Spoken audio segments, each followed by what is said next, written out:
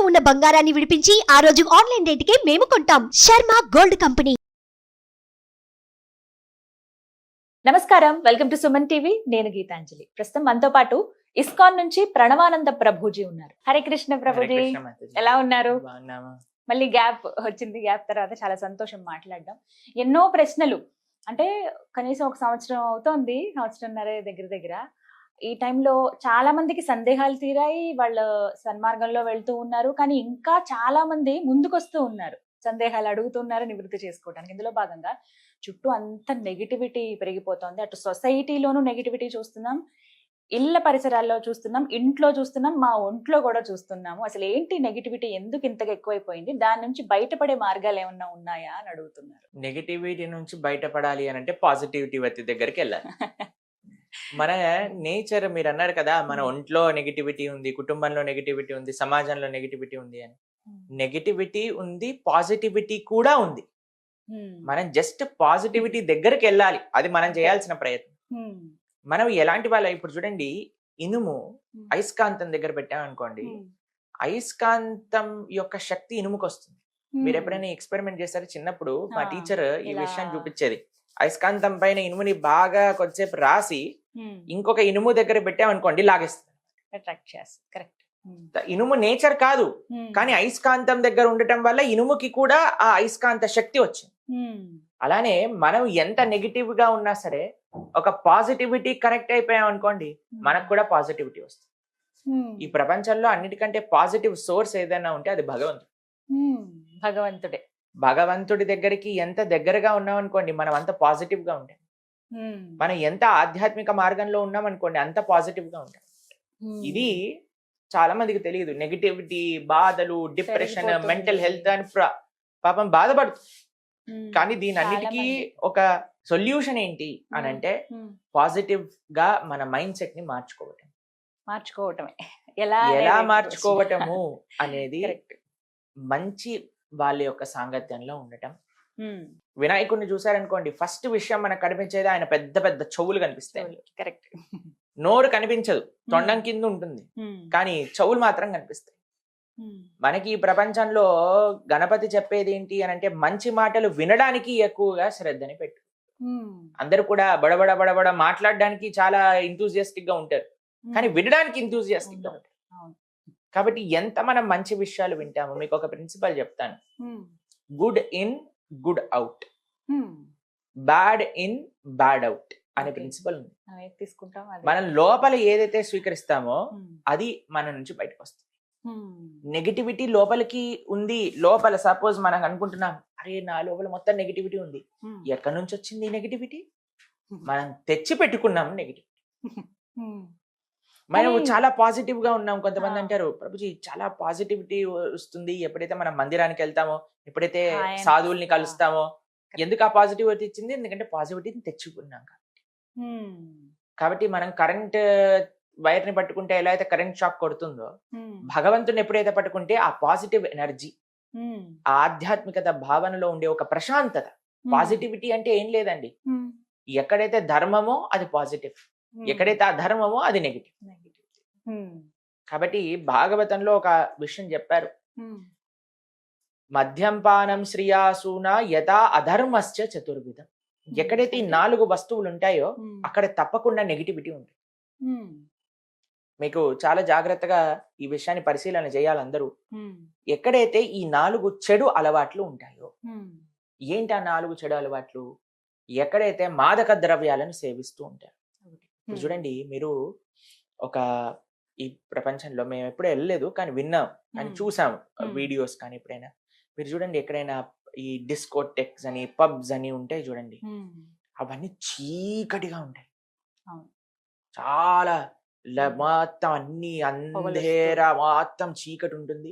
దాని లోపల ఏవో అక్కడక్కడ లైట్లు వేసి ఉంటారు. ఎందుకు అంటే ఇది తీవ్రమైన తమో గుణానికి చెందిన పని అన్నమాట.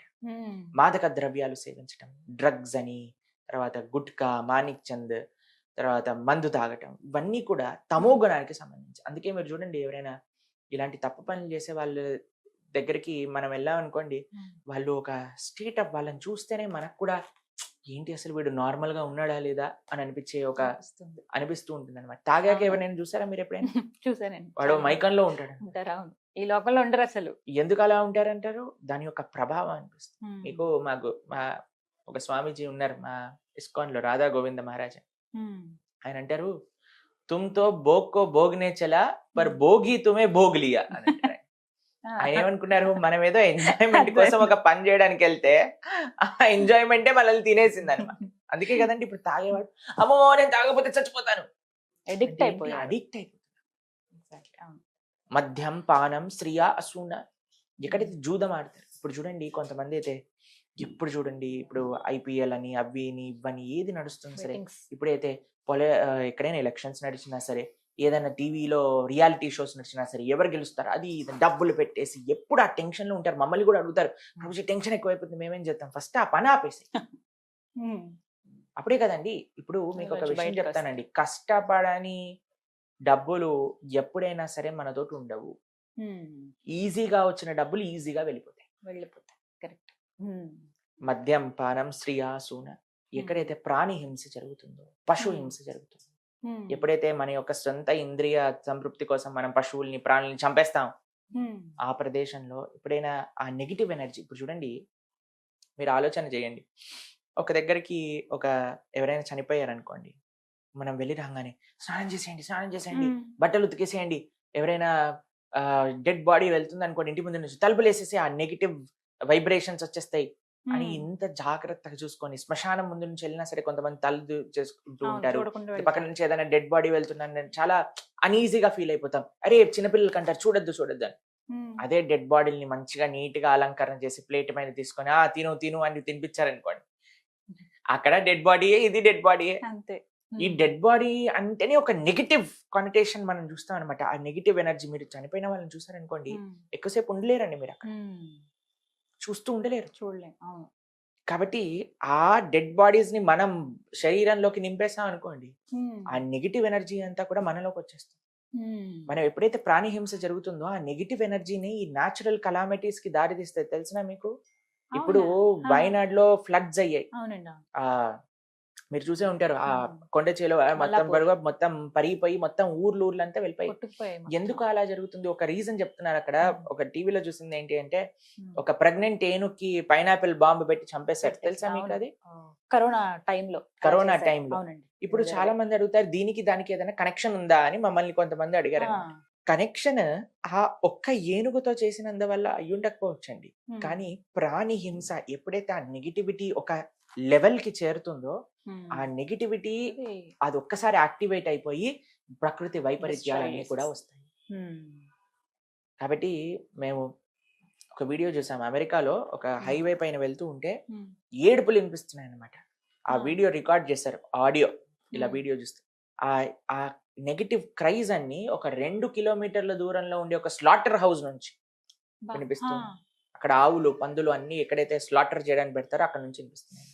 ఆ నెగిటివిటీ అంతా, ఆ ఏడుపు అంతా కూడా, ఇప్పుడు చూడండి మీరు ఎవరైనా మనిషి ఏడిచారనుకోండి ఇంట్లో, మన మనసు కూడా బాగుండదు. ఎవరైనా ఏడుస్తున్నారంటే, అరే కొద్దిగా ప్రశాంతంగా ఉన్నానా, నువ్వు ఎందుకు ఏడుస్తున్నావు అని మనం వెంటనే రియాక్ట్ అవుతాం. ఎందుకంటే మనకి బాధ లేకపోయినా ఎదుటివాడ బాధ చూసి మనం తట్టుకోలేకపోతాం. అలాంటిది ఇన్ని ప్రాణులు ఏడ్చిన ఏడుపులు, ఏమన్నా మేక ఈ కోడి నేను నీకోసమే పుట్టాను నన్ను చంపేసే అని ఆనందంగా వస్తుందండి? అసలు అది బాధే కదా. ఆ బాధ అంతా ఎక్కడికి వెళ్తుంది? ఎవరు దాన్ని అనుభవించాల్సి వస్తుంది అని అంటే, ప్రతి ఒక్కళ్ళు అనుభవించాల్సి వస్తుంది. అంటే తిరిగి మనకు వస్తుంది అని అంటారు 100%. కాబట్టి మద్యం, జూదం, ప్రాణిహింస, ఎక్కడైతే అవైధ స్త్రీ పురుష సంఘం జరుగుతుందో, మీరు చూస్తున్నారు ఈ ప్రపంచంలో ఇప్పుడు అందరూ కూడా కోల్కతాలో జరిగిన కేసు గురించి బాధపడుతూ ఉన్నారు. ఇంకా మిగతా ప్రదేశాల్లో కూడా ఈ రోజు నేను చూసాను, మహారాష్ట్రలో జరిగిందట, అక్కడ జరిగిందట, ఇక్కడ జరిగిందట. ఇలాంటివన్నీ ఎందుకు జరుగుతున్నాయి? ఎటువైపు మన సమాజం వెళ్తుంది అని చూస్తే, మనం దేన్ని సమాజంలో యాక్సెప్ట్ చేస్తున్నాం, దేన్ని యాక్సెప్ట్ చేయట్లేదు అన్నారు. మనం ఒకసారి మాట్లాడుకున్నట్టున్నాం, కొన్ని సినిమాలు వచ్చాయి తెలుగులో, హిందీలో. ఆ సినిమాలలో స్త్రీని అగౌరవపరచడం ఫ్యాషన్ గా హీరో చేస్తే సూపర్ డూపర్ హిట్ అయిపోయి అందరు కూడా పేర్లు కూడా సినిమాల్లాగా పెట్టేసేసుకొని చూసాం. అలాంటివన్నీ కూడా మీరు ప్రోత్సహించి ఇలాంటివి అయినప్పుడు బాధపడ్డారనుకోండి, దాంట్లో పొంతన లేదే. మీరు ఎప్పుడైతే ఏదైతే ఎక్కడైతే రాంగ్ జరుగుతుంది అని మనం ఎప్పుడైతే ఆపగలుగుతామో, ఎప్పుడైతే ఇలాంటి వాళ్ళని కఠినంగా శిక్షిస్తామో, ఇప్పుడు చూడండి జరిగిన రోజులైంది, శిక్ష వచ్చింది ఆయనకి, ఇప్పటికి ఇంకా ఎవరు చేశారో ఏంటో ఏం తెలియట్లేదట. ఇంకా రోజుకి ఒక ట్విస్ట్ లాగా ఒక్కొక్కటి తెలుస్తుంది అసలు. ఎంతమంది ఇన్వాల్వ్ అయ్యారు అసలు. ఆ జూనియర్ డాక్టర్ పరిస్థితి చూస్తే అసలు ఎంత దారుణంగా, అసలు రాక్షసులు కూడా అలా చేస్తారా లేదో కూడా మనకు తెలియదు. ఎందుకు ఈ రాక్షసత్వం పెరిగిపోతుంది అని అంటే, ఆ రాక్షసత్వాన్ని మనమే ఇంటర్నెట్ ద్వారా, సినిమాల ద్వారా, సీరియళ్ల ద్వారా ఎక్కిస్తున్నారు జనాలు. అంటే కేవలం అవి చూసే చెడిపోతున్నారు అవే మరి ఇప్పుడు మీరు చెప్పండి, ఒక పిల్లవాడికి చెడు ఆలోచన ఎలా వస్తుంది చెప్పండి? అవి చూసినప్పుడే. ఒక చిన్న పిల్లవాడు ఉన్నాడండి, మీ అబ్బాయి ఉన్నాడు, ఇప్పుడు ఆయనకి ఏంటి మంచి ఏది చెడు ఎలా తెలుస్తుంది చెప్పండి మీరు? మనం చెప్పే దాన్ని బట్టి. ఓకే, నెక్స్ట్ ఇంకొకటి తను చూస్తాడు, ఏదైనా చూసినప్పుడు దాన్ని బట్టి. ఓకే, తర్వాత ఇవే ఉంటాయి ఇంక. అంతే కదండి. మనం ఏం చూపిస్తాము, మనం మంచి చూపిస్తే మంచి నేర్చుకుంటాడు, ఇది తప్పు అని మనం నేర్పిస్తే తప్పు అంటాడు. అంతే కదా, అదే నేను అంటున్నది. ఇన్ని విషయాలు మనం చెప్తున్నాం, ఇన్ని మంచి విషయాలు చెప్పడానికి ప్రయత్నం చేస్తున్నాం. ఎంత ప్రయత్నం చేస్తున్నాము మంచి విషయాలు, మంచి మార్గంలో ఈ దేశంలో ఉండే యువత వెళ్ళాలని, మంచి మార్గంలో ఈ దేశ భవిష్యత్తులో ఉండే చిన్నపిల్లలు ముందుకెళ్ళాలని, మనం మారి మంచి మార్గంలోకి వెళ్ళాలని. కానీ మేము చేసే ఇన్ని ఎండేవర్స్ కి ఒక్కసారి నీళ్లు పోసేస్తారు. ఒక సినిమా రిలీజ్ అవ్వగానే జనాలందరూ పిచ్చోళ్ళలా ఆ సినిమా వెనకాల వెళ్ళిపోయి ఆ హీరోలు చెప్పే.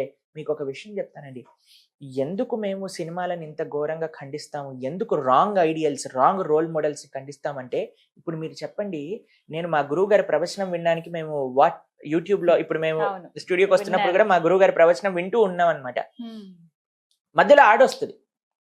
యాడ్ వచ్చేసరికి మేము చూడంగానే ఎవరబ్బా ఈ యాడ్ లో ఉన్నది అనగానే, పేర్లు చెప్పను అనుకోండి, పెద్ద పెద్ద బాలీవుడ్ హీరోలందరూ ఏం చేస్తున్నారు తెలుసా? ఒకడు గుట్కాని ప్రమోట్ చేస్తాడు, ఒకడు జూదాన్ని మీరు పేకాట ఆడండి, డబ్బులు పెట్టుకోండి అని మొత్తం చెప్తాడు. దాని తర్వాత ఫాస్ట్ గా వెళ్ళిపోతుంది, ఇది దీంట్లో ఏమంటాం, డబ్బు నష్టం కలుగుతుంది జాగ్రత్త అని ఫాస్ట్ గా చెప్పేస్తాడు వాడు.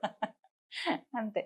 వీడొచ్చి గుట్కా తినమంటాడు, వీడొచ్చి జూదం ఆడమంటాడు, ఇంకొకడు వచ్చి కూల్ డ్రింకులు తాగమంటాడు, ఇంకొకడు వచ్చి చాక్లెట్లు తినమంటాడు, ఇంకొకడు వచ్చి స్త్రీలను కొట్టి అవమానించి వాళ్ళని హింస పెట్టి అలాంటి సినిమాలు నడిపి జంతువు అని పేరు పెట్టుకొని సూపర్ హిట్ కొనుక్కొని లక్షల కోట్లు సంపాదించేస్తాడు. వీళ్ళని మనము ఐడియల్స్ గా, వీళ్ళ వెనకాల క్రేజ్ పెంచుకొని చెడ్డ బూతులు మాట్లాడే వాళ్ళు, అసాంఘికంగా ప్రయత్నించే వాళ్ళందరినీ కూడా మనము వాళ్ళ దగ్గరికి వెళ్ళి మేము వాళ్ళ ఫ్యాన్స్, మేము వాళ్ళది ఇది అది అది అని చెప్పుకుంటూ తిరుగుతున్నారు మీరు. ఇలాంటి పరిస్థితిలో దేశ యువత ఉంటే మనకి అసలు ఈ దేశానికి మంచి భవిష్యత్తు ఉందంటారా చెప్పండి? అంతే, ఎక్కడ చూసినా నెగిటివిటీ ఉంది. మనకి ఇప్పుడు మా పక్కన ఒక దేశం ఉంది చైనా అని. మీకు ఒక విషయం తెలుసా, ఇన్ని సంవత్సరాలు భారతదేశంలో వచ్చిన ఒలింపిక్ మెడల్స్ ఎన్నైతే ఉన్నాయో వాళ్ళకి ఒక్క ఒలింపిక్స్ లో అన్ని మెడల్స్ వచ్చాయి. మన వాళ్ళు బిగ్ బాస్ అని, ఈ చెత్త అని, ఆ చెత్త అని, వీటి గురించి 24 గంటలు ఫేస్బుక్ లో, ఇన్స్టాగ్రామ్ లో రీల్స్ చూసుకుంటూ వేరే వాళ్ళ జీవితాల్లో ఏం జరుగుతుందని, ఈ హీరోయిన్ చేస్తున్నాడు, ఆ హీరోయిన్ చేస్తుంది, ఈ హీరోయిన్ ఏం చేస్తుంది, ఆ హీరోయిన్ ఏం చేస్తుందని మొత్తం కూడా పాశ్చాత్య దేశాన్ని వెనకాలకి వెళ్ళి మన గోతే మనం తవ్వుకొని దాంట్లో పడిపోతున్నాం. ఇలాంటి పరిస్థితి ఉన్నప్పుడు మనకి ఎక్కడండి ఇంకా నెగిటివిటీ ఉందని బాధపడి మీరే కొని తెచ్చుకుంటున్నారు నెగిటివిటీ. మరి ఉన్నాయి వీటన్నిటిని పక్కన పెట్టాలంటే దేవుని చేరుకోవడం ఒకటే మార్గమా? కాదండి, మీకు ఒక విషయం చెప్తాను. ప్రశాంతంగా బ్రతకాలి అనుకుంటున్నారా లేదా? తెలిసి ఇందులో విషం ఉంది, కొద్దిగా విషం తాగండి, కొద్దిగా బాగుంది అని అంటే మీకు దాహం వేస్తుంది, ఈ విషం తీసుకోండి దాహం తీరిపోతుంది అని అంటే మీరు తాగుతారా? అస్సలు. పర్వాలేదు, నాకు దాహం తీరకపోయినా పర్వాలేదు, నేను ఒక గంట సేపు అయినా వెయిట్ చేస్తాను, నేను నీళ్ళు వచ్చినప్పుడే తాగుతానంటారా? మరి మీరు బ్రతకాలి, మీరు ఆనందంగా ఉండాలి అంటే దీన్ని పక్కన పెట్టాల్సిందే. ఇది ఎంటర్టైన్మెంట్ అనుకోవటం అది మనం చేసే తప్పు. కానీ ఒక సేవలో ఒక ఆనందం ఉన్నది, ఒక ఆరాధనలో ఒక ఆనందం ఉన్నది, మంచిగా బ్రతకటంలో విలువలతో ఒక ఆనందం ఉన్నది అని తెలిస్తే కదా, ఎప్పుడైతే ఈ విషయాలని ఆపితే కదా ఆ విషయాలు తెలిసేది మనకి. చిన్నప్పటి నుంచి పుట్టిన చిన్ని పిల్లవాడి దగ్గర నుంచి ఫోన్ పెట్టేసి ఫోన్ పెట్టేసి నువ్వు ఈ చూడు అది చూడు అని చూపించేస్తూ మేము చూసాం చిన్న చిన్న పిల్లలండి, ఇంత పిల్లలకి వాళ్ళ అమ్మ ఒక ఒక దగ్గర చూసాం మేము, ఒక వల్గర్ సాంగ్ పెట్టి డాన్స్ అంటే ఈ చిన్ని పిల్ల దానికి డాన్స్ వేస్తాం, దానికి మురిసిపోతున్నారు. ఇలాంటి పనులు చేసినప్పుడు మనకి ఏం నేర్పిస్తున్నాము, ఏం చేతుల్లోనే చూపిస్తున్నాము? ఉంది ఏదైనా. కాబట్టి అందరూ ప్రయత్నం చేయాలండి. ఇప్పుడు మనం ఇంత ఆధ్యాత్మిక ప్రోగ్రామ్ చేసేసి మళ్ళీ మనం ఏదైనా భౌతికంగా మాట్లాడేసేసి పిచ్చి పిచ్చి విషయాల్ని కూడా మనం ప్రమోట్ చేసేస్తాం అనుకోండి, అప్పుడు మనం ఎండేవర్స్ మొత్తం కూడా పోయినట్టే కదండి. కాబట్టి మనకి ఈ విషయం అర్థం కాదు, చాలా మందికి పట్టదు. ఈ రోజు నిన్న ఈ రోజు మనం కర్ణుడి పైన ఒక పాడ్కాస్ట్ చేసాం, గుర్తుందా? ఆ వీడియో చూసాను, ఎందుకో నాకు యూట్యూబ్ లో సజెషన్ వచ్చింది. అయితే దాన్ని చూసాను, కమెంట్స్ చదువుతున్నాను అనమాట. అందరూ కూడా I stand with Karna, Karna super hero, Karna super star, Karna is emotion, Karna is love అని పెట్టారు. మేము ఆశ్చర్యంతో చూస్తున్నాము, అసలు వీళ్ళకి కర్ణుడి గురించి చెప్పింది ఎవరు? మహాభారతం కర్ణుడి గురించి మాట్లాడుతుంది. మహాభారతంలో వ్యాసులు వారి కర్ణుడి గురించి ఏం చెప్పారు? వీడేదో శాస్త్రం తెలిసినట్టు ఒక సినిమా చూసేసి Karna is emotion, Karna is love, Karna is love అంటూ ఉందంటే మీరు డైరెక్ట్ గా కూడా కోల్కతాలో ఆ జూనియర్ డాక్టర్ తోటి చేసిన హింసాత్మకంగా ప్రవర్తించిన వ్యక్తులు ఎవరైతే ఉన్నారో వాళ్ళని సపోర్ట్ చేసినట్టే. మనం మాట్లాడుకున్నాం కదా, ద్రౌపది దేవిని అవమానించామని చెప్పిందే కర్ణుడు. మళ్ళీ Karna is emotion, Karna is love, Karna is our great hero, Karna is role model. ఇలాంటి చెత్త వాళ్ళు ఉన్నంత వరకు కూడా మన దేశం ఇలానే ఏడుస్తుంది.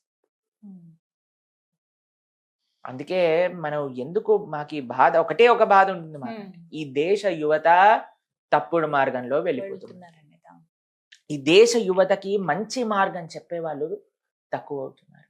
మంచి మార్గం చెప్తున్నా సరే వినేవాళ్ళు ఎంతమంది, ఎంత ప్రయత్నం చేస్తున్నాం. మా జీవితం అంతా కూడా భగవద్ ధర్మ మార్గంలోకి సమర్పణ చేసి మేము ఈ రోజు మాట్లాడుతున్నాం అంటే ఏది కూడా మాకు రిటర్న్ అవసరం లేదండి. ఎప్పుడైనా మేము ఏదైనా ఆశించామా? అసలు ఒకటే ఒక విషయం, మా ఆశయం ఏంటి అని అంటే, ఎవరైనా పిల్లలు విని వాళ్ళకి మంచి విషయాలు తెలుసుకుంటారేమో అనే భావన. కాబట్టి ఎంత వరకైతే మన సమాజం ఈ కట్టుబాటులో ఉండదో, మనము మంచి వ్యక్తుల దగ్గర నుంచి మంచి విషయాలు, ఏవైతే శాస్త్రీయమైన విషయాలు వాటిని మేము వింటాము అని సంకల్పం చేసుకోదో, అప్పటి వరకు నెగిటివిటీ అనేది ఉంటుంది. ఆ నెగిటివిటీ అనేది పెరుగుతుంది. మీ చాయిస్ మీ చేతుల్లో ఉంది, మీ పిల్లల చేతుల్లో ఉంది, మీరు ఎలా పిల్లల్ని పెంచుతుందో ఉంది.